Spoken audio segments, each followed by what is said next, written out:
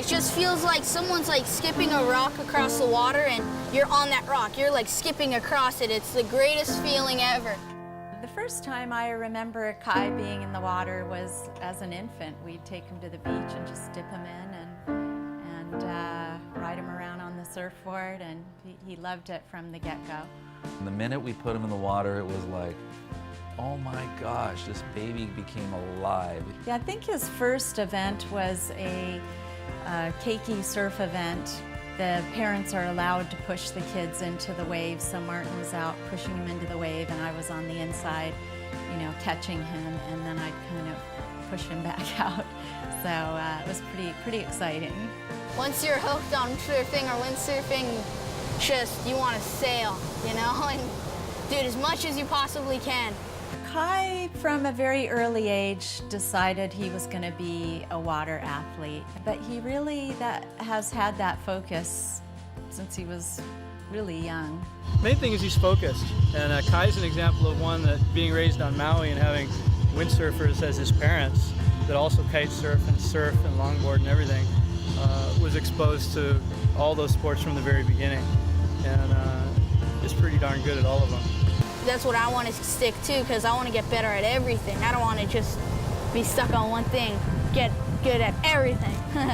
I knew that Kai was going to succeed in anything he decided to, but I remember clearly his first sunset contest, and it was early morning, and he looked at me, and he was 18, 17 years old, and he looked at me straight in the eyes, and he says, "Dad, I'm going to win this contest." And I went, "Well, you go get him, son. Good job." But by the end of the day, any doubt that I had disappeared because he won his first stand-up professional contest. That moment I knew that he was going to go far, and he will go far. I've been fortunate enough to have so many great people in my life that would allow me to, you know, reach for my goals for multiple world championships. Guys like Robbie Nash, who sponsored me and continue to sponsor me and give me the opportunities to go around the world and compete and travel and win championships. And then also guys like Dave Kalama, who've really been big influences in my technique and my training. It's not really a surprise to see the success that he's had, because I've seen the work he's done to get there. And so when you see someone in any sport put that type of time in and investment and true love of what they're doing, you know success is really just a matter of time.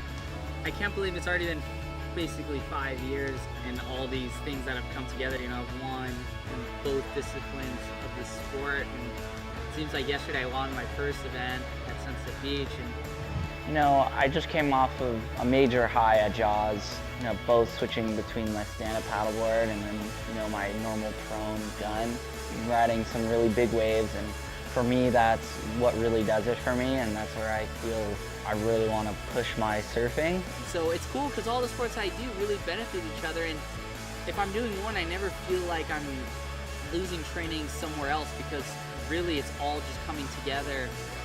I have had so many amazing moments. I feel like I've already lived, you know, an entire lifetime, but I'm only 21, and I feel like I'm gonna have greater moments in the future. I think my personal goal has always been to inspire and to, you know, give people that inspiration to want to go out and do what they love to do and to achieve their goals that they don't think is possible.